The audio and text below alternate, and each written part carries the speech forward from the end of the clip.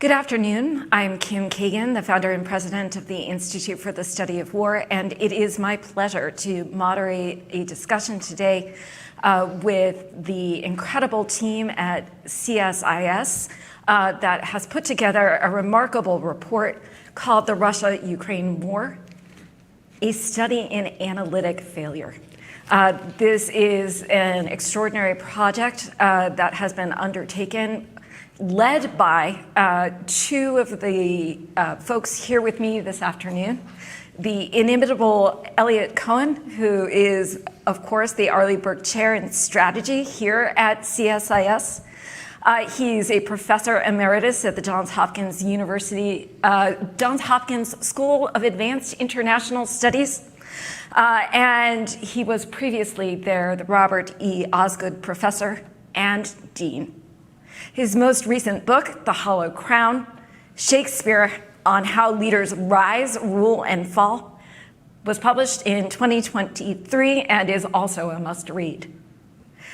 Today here also is Phillips O'Brien, a professor of strategic studies at the School of International Relations at the University of St. Andrews. He joined CSIS as a non-resident senior associate with the International Security Program in 2023. And he's the author of The Strategists: Churchill, Stalin, Roosevelt, Mussolini, and Hitler. How War Made Them and How They Made War, which was released last month. I haven't read it yet, so I'm really looking forward to it. Gian Gentile is the Associate Director over at RAND at the Arroyo Center and a Senior Historian at the RAND Corporation. Prior to his time at RAND, he was the Director of the Military History Program at the United States Military Academy at West Point. And I had the privilege of meeting John many years ago as part of that department. He also served for 32 years in active service in the United States Army, and he retired as a colonel. Today, we're going to discuss this really important study. I commend it to you again, The Russia-Ukraine War, a study in analytic failure. And I'd like to begin by asking Eliot to describe the purpose of the project. Why study analytic failure? Sure. Well, first, let me thank you and John for being here, my friend and colleague, Phil O'Brien. I do want to start by thanking all the CSIS staff who made this possible: Seth Jones, Emily Harding, Christine Brizeau, the terrific media and editing team, and of course our research assistants, without whom the work wouldn't have been done. Having said that, this is Phil and me. We take full responsibility for everything here. So let me just first begin with the origins of this and say why we decided to write it. Despite the introduction, I'm actually not a literature professor. I'm a military historian of sorts, or at least I masquerade as one. Phil and I have been introduced by Sir Hugh Strachan, who wrote the introduction to this. And Hugh, as many people will know, is probably the foremost military historian in the English-speaking world, and wrote a very, very useful, I think, introductory essay. And when the full-scale invasion of Ukraine broke out in February of 2022, Phil and I, quite early on, were saying the Russian chances aren't nearly as good as people think, and the Ukrainians are going to do better than one might expect. And of course, we were really very much minority voices, and we began talking to each other. And we began looking at many of the other projections that were being put out there, and they seemed to us to be, and assessments, I should say, and they seemed to us to be wildly off. Now, in any piece of analysis, as we all know, you're going to get things wrong. Stipulate that. But what struck us, I think, is that the analysis and the projections first were wildly off. They weren't just a little bit off. They were articulated with extreme certainty. So there was no disclaimers, and they were consequential, and we believe, have been consequential to the present day. So we put together a work plan. We had the great benefit of support from the Office of Net Assessment in the Pentagon, which funded 3 conferences, 2 here, 1 in Edinburgh, and you folks have been there, to help plan the project, to really dig into the Russia-Ukraine analysis, and then finally to explore some of the implications. Again, let me stipulate, this work is solely Phillips and mine. I'll just say one thing before I pass it back to you. One of the things that we understand that when you look at a bunch of analytic failures, people could get very sensitive. We very deliberately left names out of the text. So no individual analysts are mentioned in the text. In the footnotes, we have like 179 of them. They're full citations to all the articles and so forth. But we assembled quite a large database of articles, podcasts, even tweets. But we really want to kind of take the personal element out of this and look at the larger problem of analytic failure. Thank you very, very much, Eliot.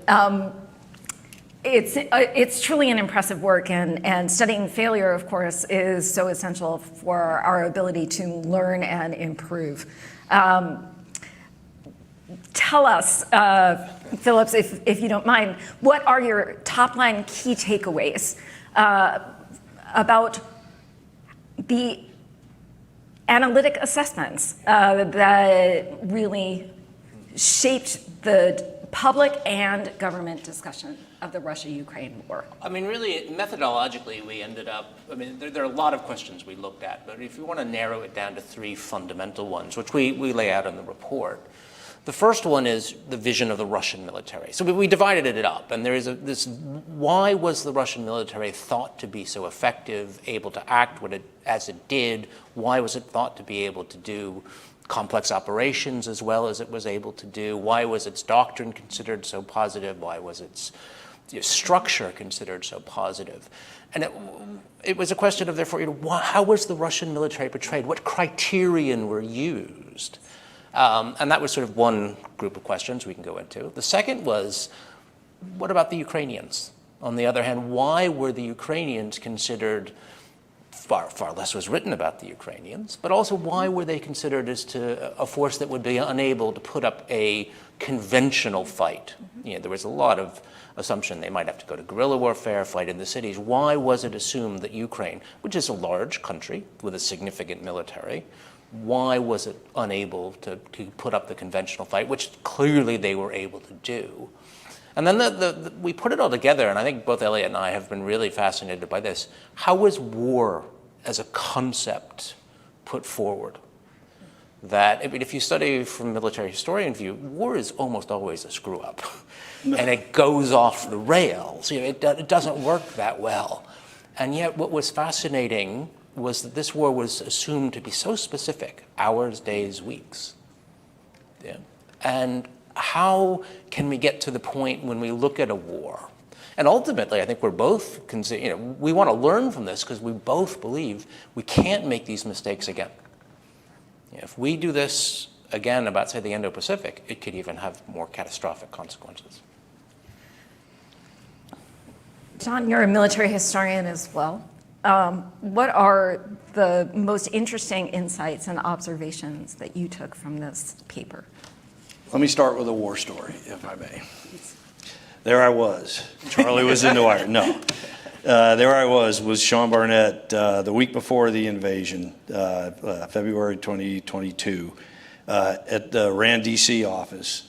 And a senior executive at RAND asked me, again, this was a week before Russia invaded. He goes, well, what do you think, John?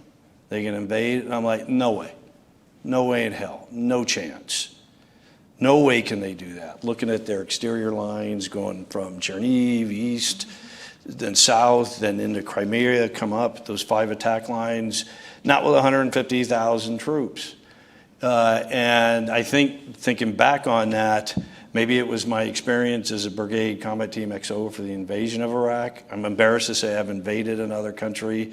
Or my second time in Baghdad in 2006, in West Baghdad in command of Cavalry Squadron, or the many times we spent teaching cadets at West Point on the history of military operations. Maybe it was all the war games I was a part of at RAND, Russia war, thinking about Russia attacking into the Baltics. those were all the things that led me to think that Russia would not invade. And they did. And I was wrong in a different way, I think, than a lot of the projections before the war, but I was still wrong, which is why when Eliot and Phil came to me and said, would you like to be a part of this Russia-Ukraine military analysis project, I jumped at it. And it also happened at the same time we were doing our own internal look at RAND and our own Russia-Baltic war games. And I think we applied the same kind of analysis and reflection that Eliot and Phil did in this excellent report. Well, then I think it is only fair to say that we at ISW likewise assessed, John, that the Russians were unlikely to invade. And we did it based on a number of assumptions that we laid out in a paper, and then a number of underlying assessments of Russian military forces and their capabilities, particularly the command and control structure that they had put into place, which seemed to us to be an indicator that if they were actually going to invade this way, they would fail to achieve their objectives. And therefore, if Putin were rational and he understood the risks, then he would not invade. But we were wrong too. And I think one of the most important things that you can learn to say as an analyst is, I was wrong and we were wrong. And that's exactly what we spent many weeks doing right after the invasion. But isn't one of the important things also how quickly you do that? Yep. Yeah. And I mean, Yes. what I would say is a tribute to both of you, and I think my judgments were, in a number of respects, off as well. They've been about everything. But the question, for me, one of the critical questions is how quickly do you say, oh boy, okay, I got to reset, I got to look at my assumptions. And what was striking here is you did not see a whole lot of that. And there should have been. And there should have been. I mean, one of the things, just if I could quickly, that comes out in the findings here, right? As I think back on it, I made the same mistakes. And I know looking at the work that Sean Barnett and I did at RAND, we looked at some of our assumptions. And I mean, my rationale for saying no way would they invade, because I've invaded another country, I've been an operational level planner, and I'm like, no way they can do that. I mirror image the Russians like us, thinking they will be just like us. And I think that was one of the things that this report so well brings out. Phillips, tell us more about some of the underlying analytic assessments and tools of assessment that really drove misunderstanding of or misassessment of Russian capabilities. Why did we overestimate the Russians so badly? It's a great question, and I think one thing, if you look at criterion, it was interesting is how different criterion seemed to be used for the Russians and the Ukrainians. Interesting. And that often by the way, when it came to the Russians, there was almost no discussion of corruption. Mm-hmm. That was taken out. There was no discussion of lack of national will. Are these people, will they want to do it? What is the commitment level of the force? So the Russian analysis was almost entirely military. Mm-hmm. It was looking, this is the military force they have. This is their doctrine. These are the training or the maneuvers they do. Therefore, if they do this, if they take this force and do this as they do in the maneuvers, they will achieve this. It seemed to be a lot of the stress. Also, the assumption was things would work, like huge stress on their ranged fires to start. That there was really a lot of stress put on the precision ranged fires that were supposed to paralyze the Ukrainians relatively early in the war, leading to that. So the Russian analysis, I would say, was primarily military. The Ukrainian analysis was almost by slightly different criterion. One, they were corrupt. There was more discussion, even though there was much less written about the Ukrainians than there was about the Russians, there was more stress on Ukrainian corruption, that would undermine them. And there was also, I think, an assumption that, well, maybe they are sort of Russian. There was, they speak Russian in the East. Will they actually be unhappy to be invaded? Their national will was questioned. which was a fascinating difference between the two. And maybe that's one of the things, we have no answers yet. But when we go into it, we want to come up with what are actually the right criterion by which to assess a military and how a war would develop. I would just add a number of things. One was, it's striking how much certain kinds of Russian claims were taken at face value.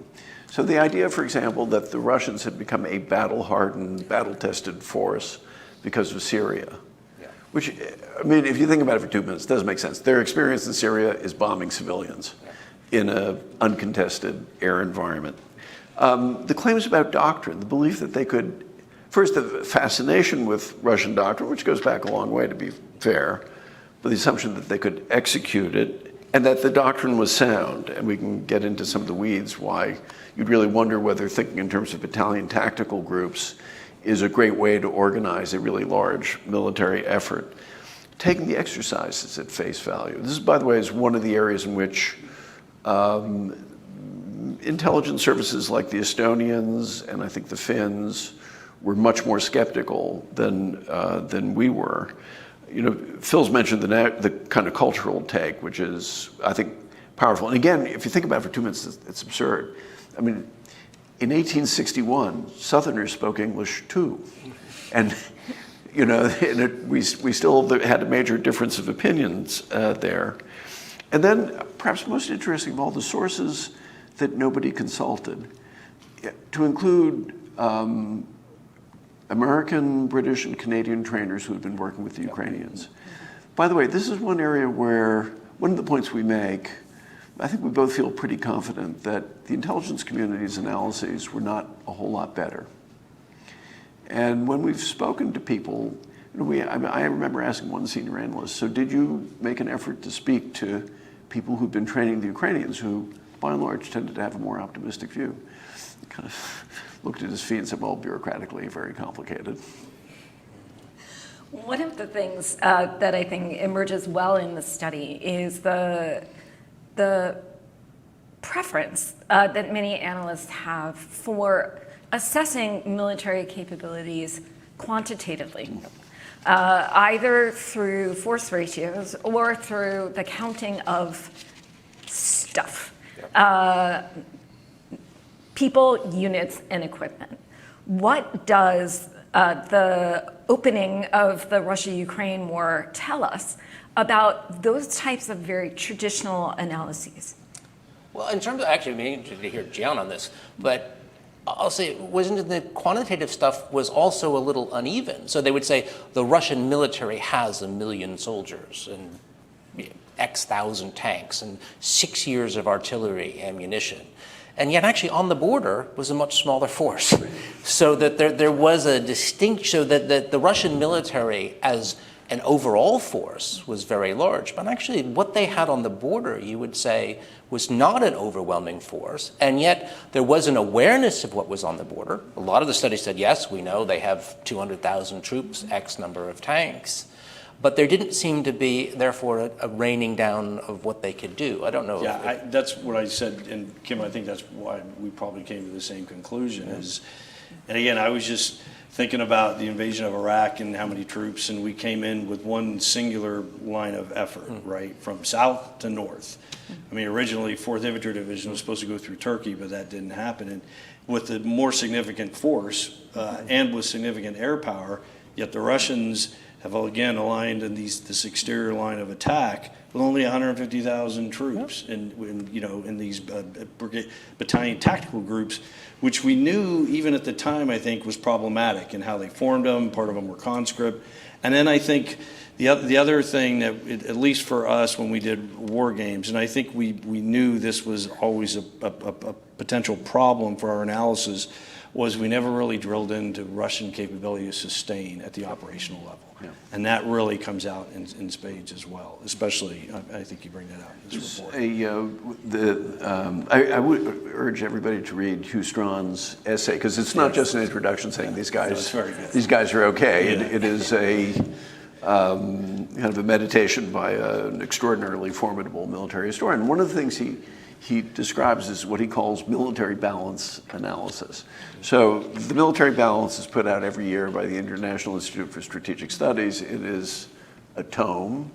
It has extraordinarily detailed and I would say generally accurate inventories of everybody's equipment and number of people under arms and number of reservists and really every kind of quantitative indicator that you could possibly hope for.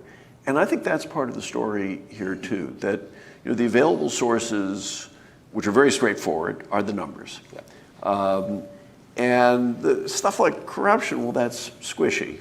Or I mean, how do you factor in that the Russians keep on, saying they're going to roll out this brand new Armada tank, which is incredibly formidable, and it keeps on breaking down, and they can't deploy it. Or the fact that discipline in the Russian army was and remains extraordinarily brutal, or they don't have a non-commissioned officer corps with everything that goes with that, and so on and so forth. And I think he's got a great point that there's a bit of the principle of the drunkard search. You end up looking for your keys under the street lamp, not because you lost your keys there, but because that's where the light is brightest.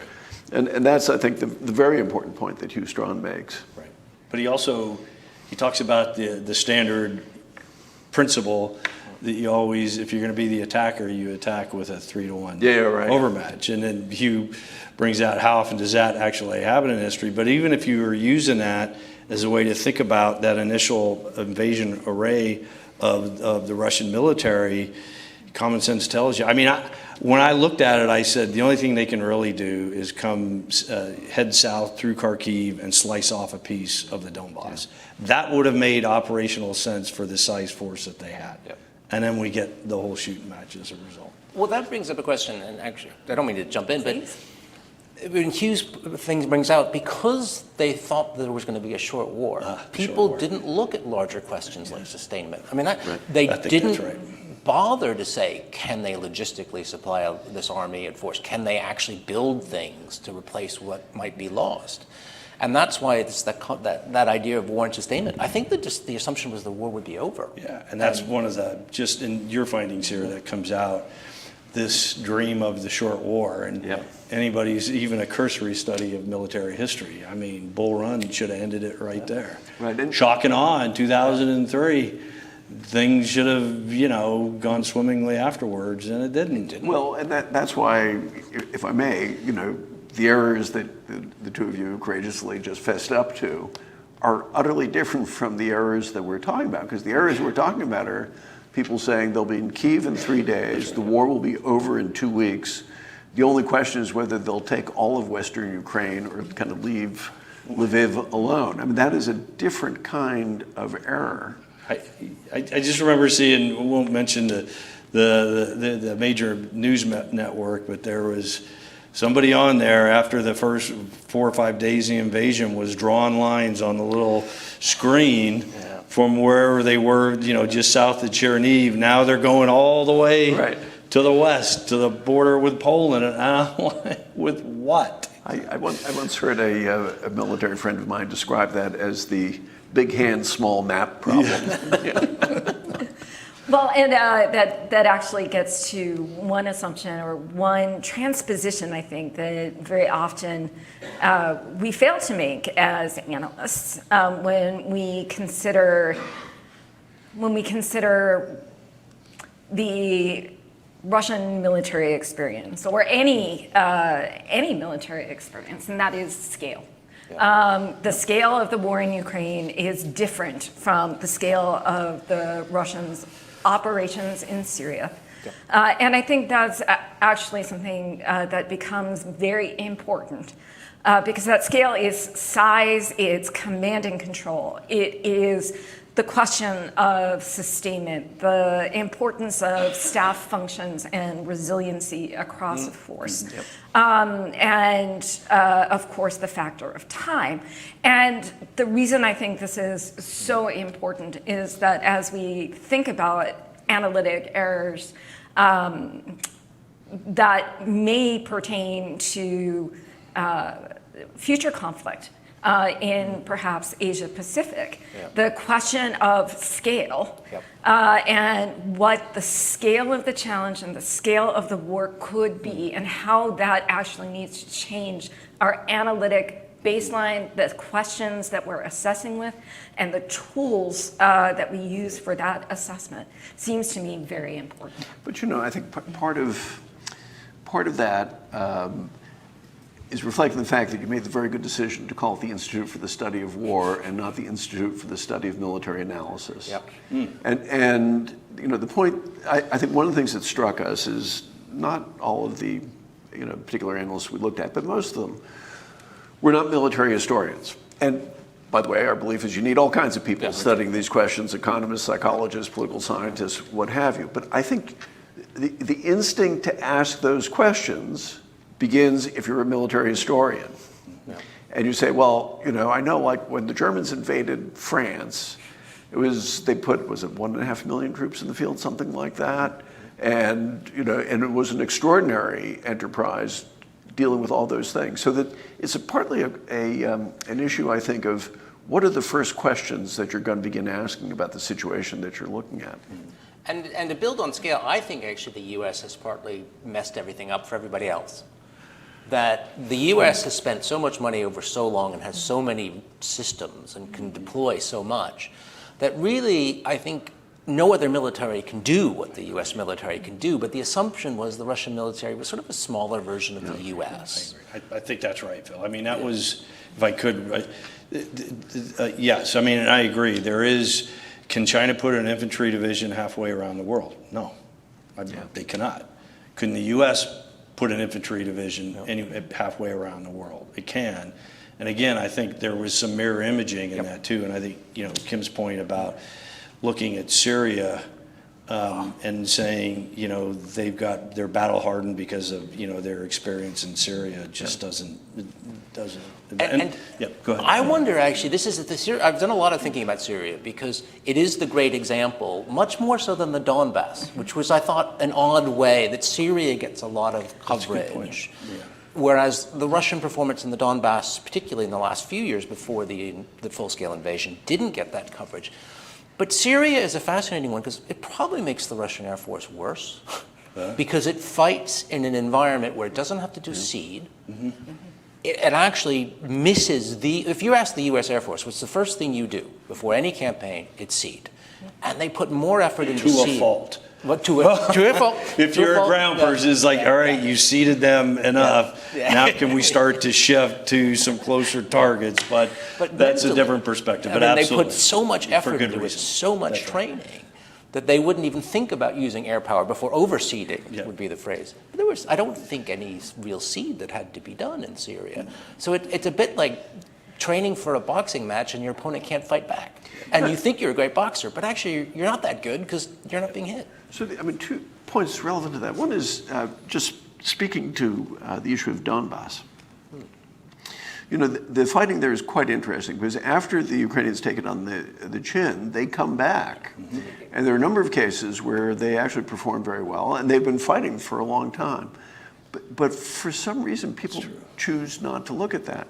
And then the other thing, just to reinforce the point that Phil was making, one of the most egregious articles out there has the phrase shock and awe. Which is a terrible phrase even for us to use. I mean, how'd that turn out for us? It didn't. I just but still, it is the assumption that the initial air attacks would be similar to what preceded either the 2003 war or the 1991 war against Iraq, and that wasn't true. By the way, just on the question of suppression of enemy air defenses, what are the first targets that we hit when we go into Afghanistan? There were 2 Korean War vintage Soviet airplanes at Bagram, which had probably not flown in like 30 years. But the U.S. Air Force, by golly, was going to take them out first. That's right. So we've talked some about expertise. And we have a terrific question from our audience. To what extent was the problem of assessment of the Ukrainian armed forces a lack of actual development of a community of assessment, a community of expertise on Ukraine.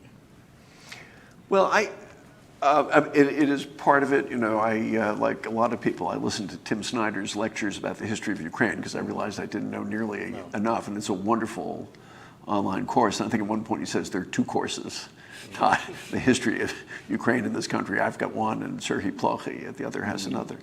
But I mean, there's obviously something to that. For me, the more important issue, though, in a way, is curiosity. You know, when I was an undergraduate and I finally read Plato for the first time, and Socrates says that he's the wisest guy because he knows that he knows nothing. You know, my undergraduate self said, "Oh, that's ridiculous. You're Socrates, for goodness sakes. You know, you're a really famous philosopher. Don't tell me you don't know." But actually, of course, he's completely right. If there's one theme that should come through this, it is the importance of humility. And of saying, oh, there are large parts of this problem I don't know anything about. Maybe I should try to find out. And you may still not be certain. But humility and curiosity, for me, you know, more than methodology, I think it's outlook that comes across to me as some of the critical desiderata. It's funny, just really quickly, one of the things I put down is things I wanted to mention is just that. Because I think one of the things that comes out in your report, oftentimes more implicitly, is the unpredictability of war. Yeah. And from that premise, as we approach the study of war and doing military analysis, we should be taking a dollop of humility every day and, you know, accepting as a fundamental premise that we might be wrong. Yeah. And don't be so damn sure that you're right because you know how many tanks they have or whatever else. And it builds on what both you were saying, that the communities came from people who were studying the Russian military, often for, say, the US military or the UK military. They were never studying the Ukrainian military because they were never asked to study the Ukrainian military. And whereas, you know, the Pentagon was studying the Russian military. So it tended to be a community that had quite a deep knowledge on that one subject, and I think quite a healthy respect for the subject they were studying, and therefore, but not for the other. And we didn't find hardly anyone mention themselves as a Ukrainian military analyst. Very many of them were self-described. I am an analyst of the Russian military. And I think it was just an imbalance in the community. And I think there, in a way, that's a larger failure, including in the wars that we've lived through recently, is we tend not actually to study our allies. Yep. Mm-hmm. And if you study military history, there's one side, there's another side, and then there's allies too. And and I think that is part of the problem with the focus on understanding the Russian military, is that it wasn't set within a larger context, especially of the tactical level, but certainly the operational level of war. And how do you learn about the operational level of war? A good way to do it is through the study of military history. I have to say, just in terms of the applicability of this also, you know, one of the implications should be, if you're interested in conflict scenarios in the Indo-Pacific, it really would be worth our while to be digging very deeply into what we think about the Taiwanese military, the Japanese military, and not just how many missiles do they have and how many mines and how many submarines and stuff like that. Right. But, you know, some of these larger kinds of issues, which really are what military effectiveness is all about. And in the region too, the Japanese military will all those. So we're not switching to the Indo-Pacific, but I agree. I've heard more in the last few years about will the Taiwanese fight, which was exactly what was being asked about the Ukrainians. Will the Ukrainians really fight? And we're interestingly asking, no one's asking about the Chinese. Of course they're going to fight, because that's what they're, but we doubt the people being attacked. Yeah. And what's interesting is we're doing that again. And I think, likewise, it's interesting that we have generally, as analysts, a scenario in mind in Asia Pacific, just as we had a scenario in mind as being the most likely course of action that the Russians might take vis-a-vis Ukraine. And that scenario turned out to be constraining to our imagination of different ways that the Russians could pursue their aims and objectives. And so what this brings us to in many respects are a few lessons. I want to digest them as we continue to go. One is actually the importance of understanding and assessing the opponents in an armed conflict using equal measures, equal terms, and with equal rigor. Yep. A second is to ensure that as we look at these opposing militaries and the political and social structures that support them, we actually need to use the same or similar criteria to understand the relationship of the polities and their militaries, even if they're differently designed forces. Third, that in open societies, we talk much more freely about corruption than closed societies, and so that we have a bias to seeing flaws in open societies somewhat faster, or to talk about those more openly. I have so many more that we could put on the table. Another is that there was no rigor in the application of certainty and uncertainty to assessment, right? Certainly in public assessments, as opposed to formal intelligence assessments within the US and allied governments. Those assessments were made pithily in writing or in speaking, in podcast or in print, without caveats about the certainty or uncertainty or reliability of their information. And those things, too, can compound the errors of assessment. You know, one of the problems, Kim, I think, is that in any community of any kind, academic, kind of analytic, government, you have to look at what are the incentives. Mm-hmm. I think the incentives, if you're going on CNN, are not to say, you know, it's really complicated, and I have this view, I'm not entirely, fully certain of it, I may very well be wrong. You just got to draw those big arrows right across Ukraine. That is not rewarded. Nope. Yeah. And that's a problem, because but part of what we all deal with is what's the nature of the media environment that we're in. Mm-hmm. And the media environment rewards us all for being very certain, and because people don't have particularly long memories, and there isn't anybody out there keeping book. Yeah. You can get away with things and be equally certain the next week. Yeah, I think from an FFRDC think tank perspective, and the number of different war games I ran with RAND colleagues for Russia, all of them that I ran were on the Baltics. But that was the interest of our sponsors at the Department of Defense. And one of our RAND colleagues at one point, this was 2 or 3 years ago, and we were putting together a scenario for another Russia attack. And this was before February 2022. Mm-hmm. And one of our RAND colleagues said, the Russians don't care about the Baltics that much. They really care about Ukraine. So if you really want to think about a possible future war, Ukraine is much more likely than it would be in the Baltics. But that is one of the things that at least my analytic community is tied to, and that is the interest of our government sponsors. And when it comes, actually, I'm the latecomer to this community think tank. I have no experience of it, and until the last 2.5 years. And what has been interesting to me and somewhat troubling is that the incentive system worked in a way which I wasn't expecting. I'm a historian, and as part of the project, I went back and looked at 20th century assessments before lots of think tanks and research centers, and they weren't afraid to say, we don't know.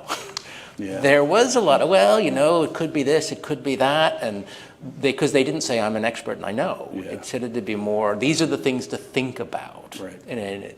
Whereas as we've created this larger structure of analysis, it seems to be much more certainty, therefore, given by that structure.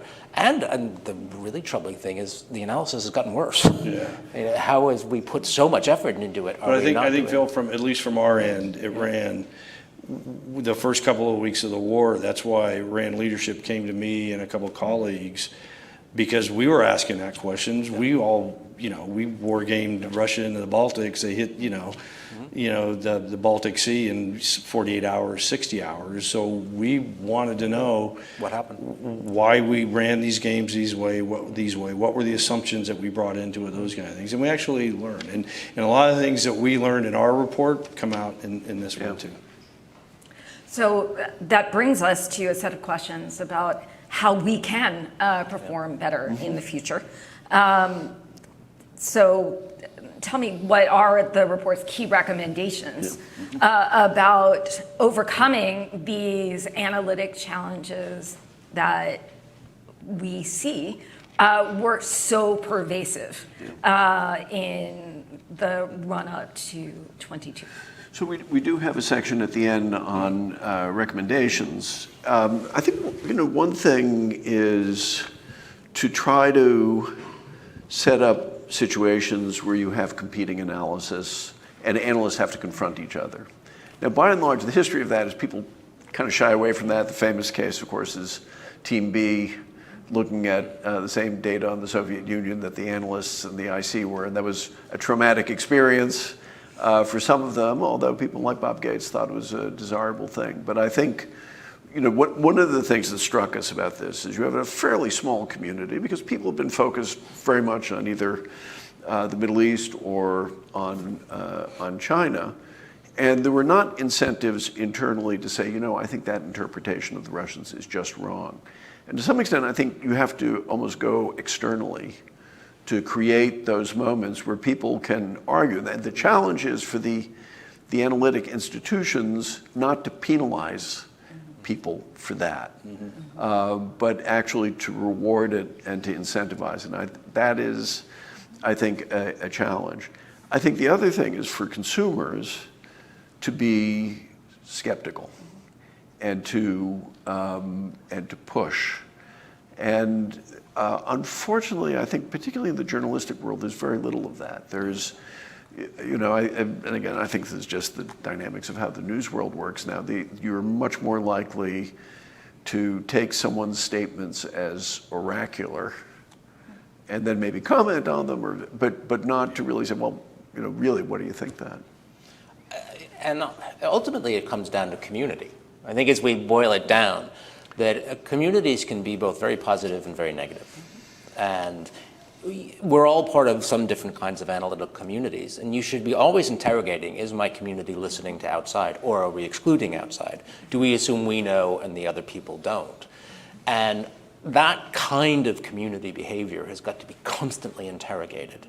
And am I only listening to other people in my community? Do we ever disagree, or do we just reinforce each other? So I think that it's about creating a community, because people will make mistakes, but it's whether actually, I think what happened is the community compounded the mistakes.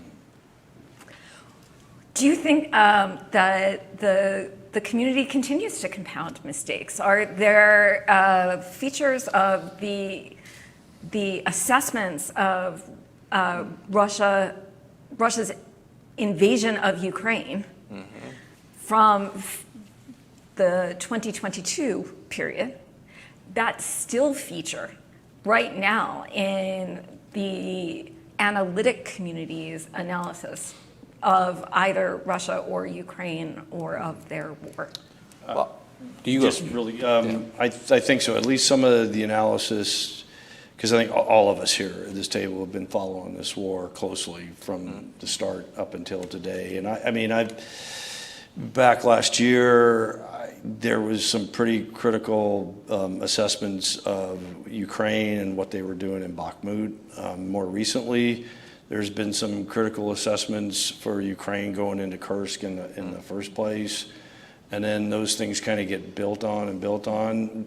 But again, I think, Eliot, the point here is that, okay, I'm reading this assessment. Does it make sense to me? Let's look at let's not just look at the military context. Let's look at Ukraine, its society, political reasons for wanting to go into curse, all those kinds of things. So I think it's still out there, but I think Eliot's point and Phil, what you bring out in this report is just that. I mean, I just wrote it down here, encourage a culture of debate. I mean, that should be inherent to us as analysts. I mean, at least the way we were raised as historians, it's like, I mean, we're cynics because we doubt a lot of things and we want to question what we read and think critically about it. So it should be inherent to us. It's a skill that we all should embrace as analysts. Although we all imbibe that because we really do come out of the academic world, and particularly the academic world of history or political science, in my case, although a very heavily historical form of political science. And the norms in academe, when it works, are to be fratricidal and even parricidal, you know, to go after your colleagues and to even go after your mentors. I mean, that at its best. Right. Academic world's frequently not like that. And I'm not trying to assert any superiority. But actually, one of the things that's happened, I think, is, you know, in a previous generation, I think the academic world was much more involved in some of these debates and much more engaged. And by and large, they are not. I mean, it's one of the things that's striking to me in all this is you see very few professors in the middle of this. Okay, they're the famous ones, people like Tim Snyder and Sergei Plochy, but they're not really talking about the military thing so much. Other than that, not a whole... Universities have failed too. I mean, the university's inability to take part in this discussion should be leading to introspection of the universities, and I don't actually know if that's happening at all, which is a shame. Building on that point, though, Kim, I think it's had a massive impact because it slowed everything down.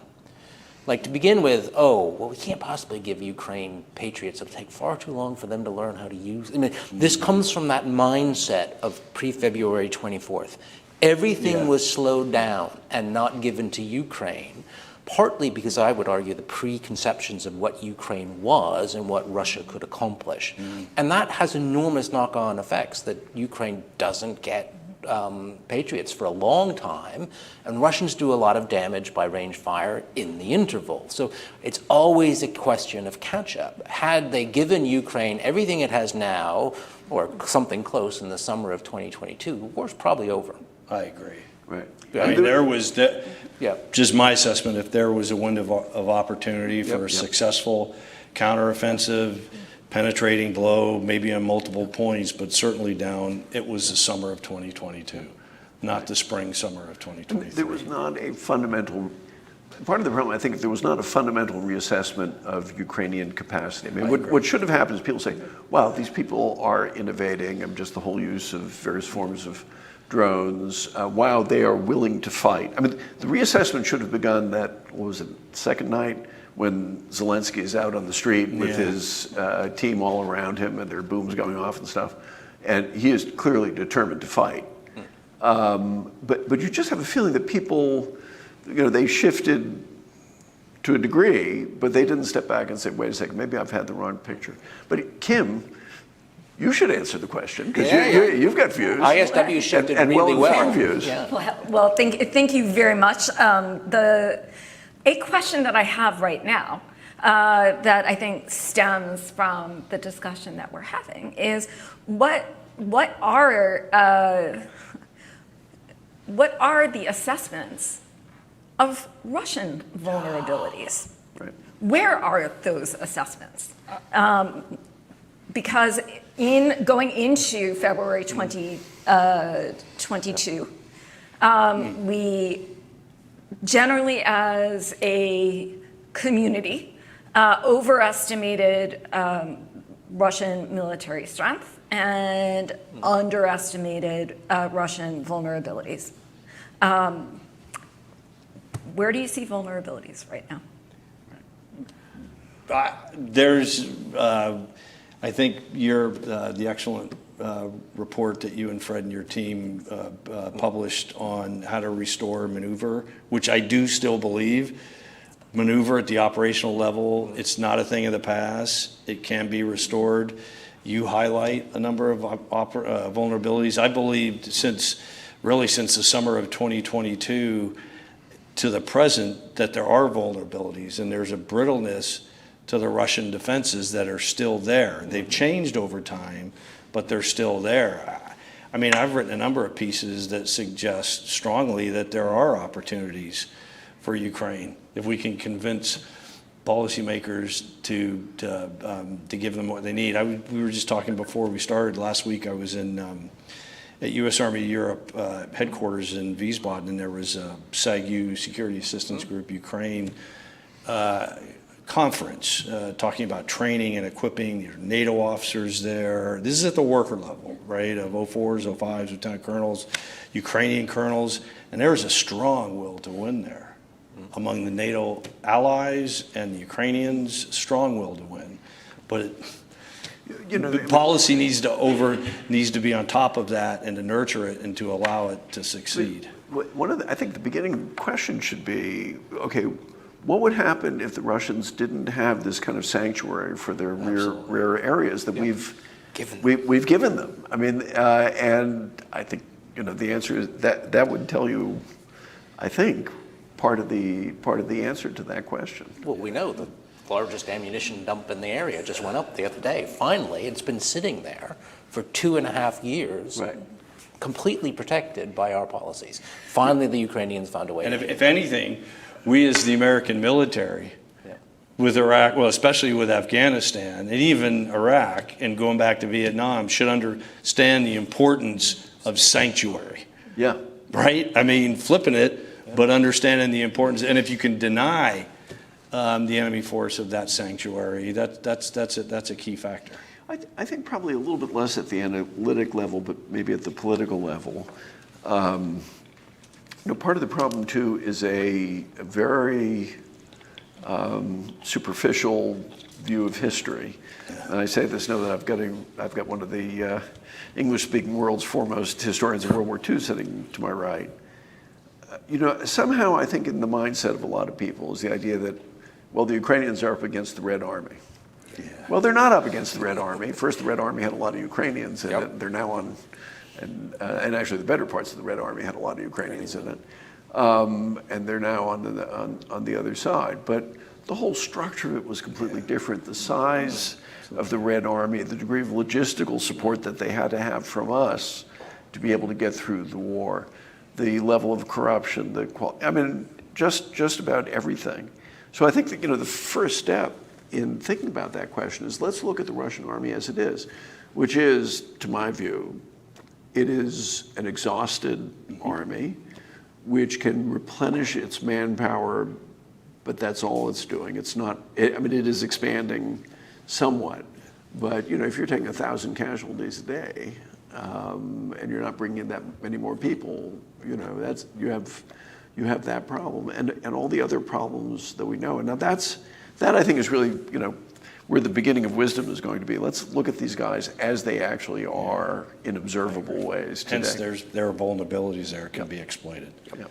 But the Ukrainians have to have the means to exploit those vulnerabilities. What did we do right? Okay, we have a community of analysts, and we have strategic problems that we need to analyze. Surely, somewhere in this very important exercise, you actually saw good analytic rigor or good methodological development.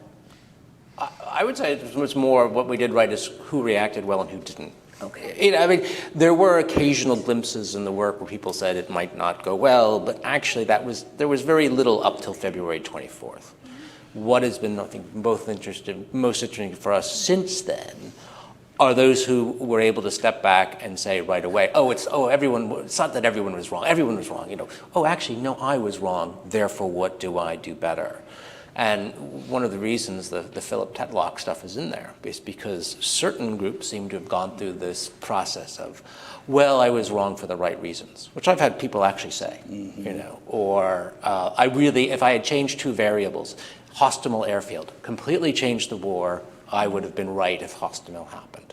I'm always very, very scared by those kinds of analyses because it really is trying to say I was right even when it wasn't. Whereas certain groups right away took it on. And you can see it within about a week or two happening. Mm-hmm. And those who are honestly not trying to protect reputations, but learn, and actually their reputations come out of it far, far better.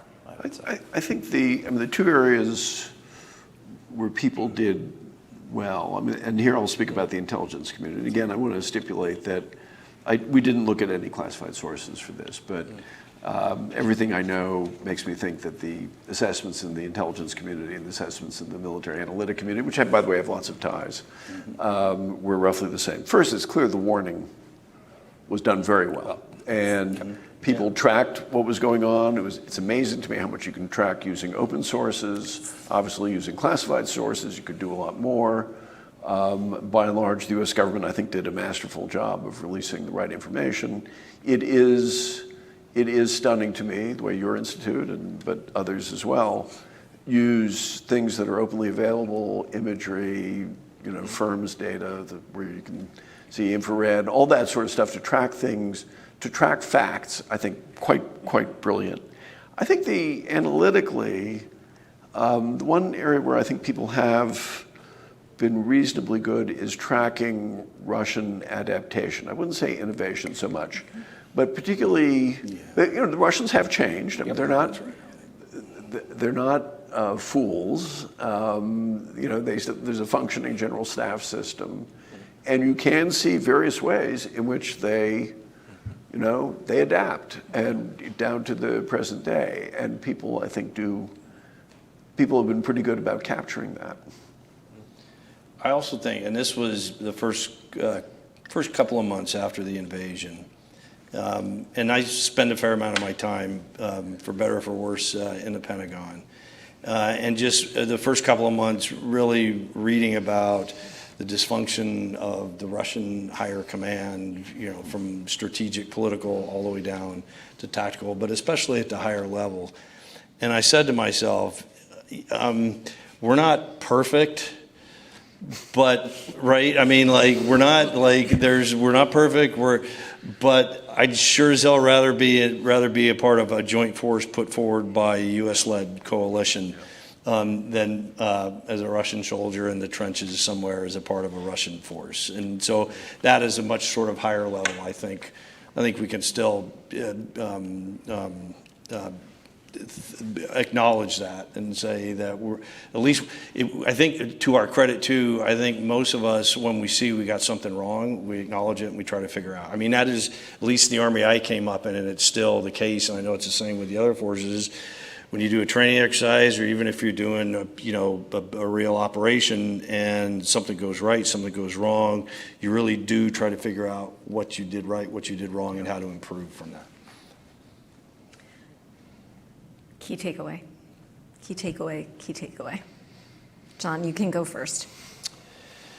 From this report, what is the greatest and most important assessment that you take from this report that you will be applying in your future analysis? Yes.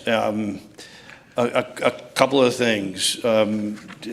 Expertise in a certain military system does not equal an understanding of war, especially at the operational tactical level, at the worker bee level.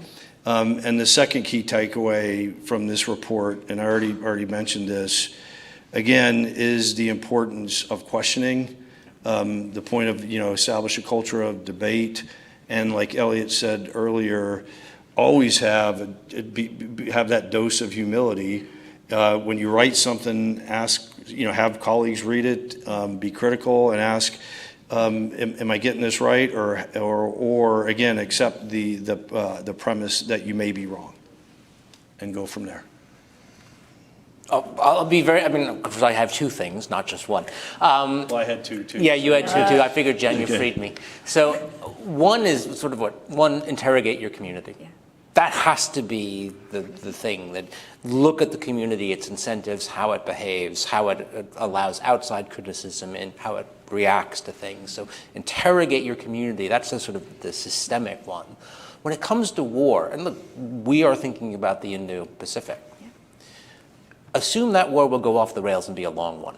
What I always disliked was, okay, China's going to invade and we'll know in a few days whether Taiwan stops fighting and that's it, the war will be over. What happens if this goes on 2, 3, 4 years? And assume that can happen, because if you don't look at a war that can go off the rails, become a long war, become a war of sustainment, you will almost certainly lose that war. So I would say that would be the idea of war. So I also have two. I would say the first is that actually outsiders have an important role to play in keeping people honest, and not in grading people's homework, but in being, when people make large analytic mistakes, saying, okay, hang on a second, why is this happening? And I would say journalists have a particular role here, and I don't think they've actually covered themselves with glory in this episode in that regard. But the second thing really has to do with how, as a society, we deal with expertise. The analogy that kept on occurring to me is the public health experts during COVID, who were undoubtedly experts, as these people are, as this community is, not denying that, but a certain kind of expertise, and they projected more certainty than was a good idea. And they weren't, say, when you're talking about closing down schools, say, maybe we should consult people with other kinds of expertise, like child psychologists. And maybe even parents have something to say about this, too. And I think that there's a lesson, really, in a way, for any kind of expert, and for any society dealing with experts. And how do you, on the one hand, acknowledge expertise, on the other hand, not, just fall down in front of it? I think you have written a marvelous paper and led a truly interesting and exciting and invigorating set of discussions about something that is really important: how we perceive ourselves, how we perceive our adversaries or enemies, how we perceive our allies and our partners, and differently, how we assess each one of those things, how we assess our military strength, how we assess our enemies, how we assess other friendly forces, and of course, how we bring that together into an understanding of the complexities, challenges, and problems that occur in war. So congratulations to CSIS, and especially to Phillips and to Eliot on a magnificent and very insightful work. You want to read this, The Russia-Ukraine War, a study in analytic failure. Thank you very much. Thank you. By the way, it's available on the CSIS website, so you can download it. Kim and John, thank you for being guys so for much. being here. Thank you so much. Thank you. And thank you for everything.